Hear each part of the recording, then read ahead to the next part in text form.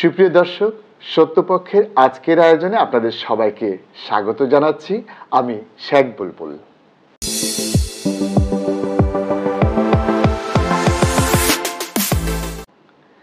সাবেক প্রেসিডেন্ট আব্দুল হামিদ চিকিৎসার জন্য থাইল্যান্ড যাওয়ায় বাংলাদেশের রাজনৈতিক অঙ্গনে ব্যাপক অস্থিরতা সৃষ্টি হয়েছে।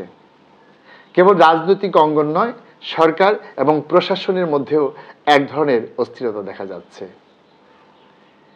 আব্দুল হামিদ পালিয়ে যাননি, তিনি চিকিৎসার জন্য গিয়েছেন, কিন্তু এটাকে ঘিরে যে ধরনের প্রতিক্রিয়া সৃষ্টি হয়েছে তাতে মনে হচ্ছে তিনিও আওয়ামী লীগের প্রধানমন্ত্রী বা অন্যান্য নেতা নেত্রীদের মতো পালিয়ে গিয়েছেন। তার এই বিদেশ যাওয়াকে কেন্দ্র করে এনসিপি এবং বৈষম্য বিরোধী সবার মধ্যে এক ধরনের উত্তেজনা সৃষ্টি হয়েছে।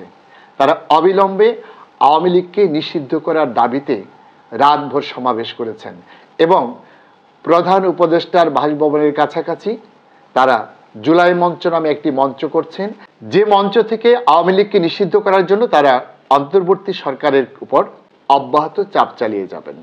সম্প্রতি উপদেষ্টা আসিফ মাহমুদ সজীব ভুঁইয়া তার ভেরিফাইড ফেসবুকে একটি পোস্ট দিয়েছেন। সেই পোস্টকে কেন্দ্র করে বিভিন্ন গণমাধ্যমে সংবাদ প্রকাশিত হয়েছে এবং সেই সংবাদ থেকে জানা গেছে অচিরেই যুবলীগ এবং স্বেচ্ছাসেবক লীগকে নিষিদ্ধ করা হচ্ছে। যুবলীগ এবং স্বেচ্ছাসেবক লীগকে নিষিদ্ধের এই প্রসঙ্গ টেনে একজন ইউটিউবার ডাক্তার জাহিদ তিনি প্রশ্ন তুলেছেন, তাহলে আওয়ামী লীগকে নিষিদ্ধ করতে সমস্যা কোথায়? একদিকে জাতীয় নাগরিক পার্টি, অন্যদিকে ইনকিলাব মঞ্চ, তারা দীর্ঘদিন থেকেই আওয়ামী লীগকে নিষিদ্ধ করার দাবি চালিয়ে আসছেন। সাবেক প্রেসিডেন্ট আব্দুল হামিদ দেশ ছেড়ে চলে যাওয়ায় তাদের সেই দাবি আরও জোরালো হয়েছে।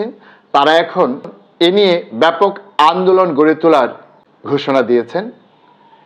অপরদিকে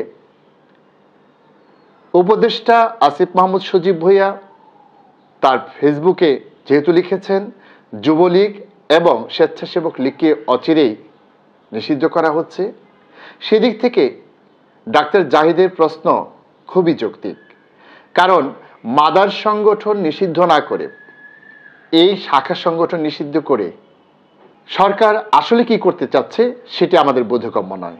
তাহলে কি নেপথ্য থেকে সরকারকে এমন কোনো চাপ প্রয়োগ করছে যার জন্য সরকার যথেষ্ট ইচ্ছা থাকা সত্ত্বেও আওয়ামী লীগকে নিষিদ্ধ করতে পারছে না?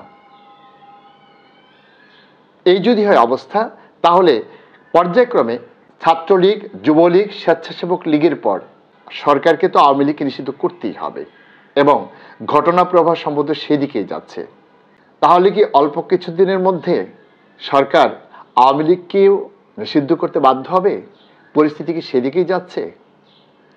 সুপ্রিয় দর্শক, আসুন আমরা সেদিকে চোখ রাখি। সে পর্যন্ত আপনারা সবাই ভালো থাকুন, সুস্থ থাকুন। আজকের মতো এখানেই শেষ করছি। আল্লাহ হাফেজ।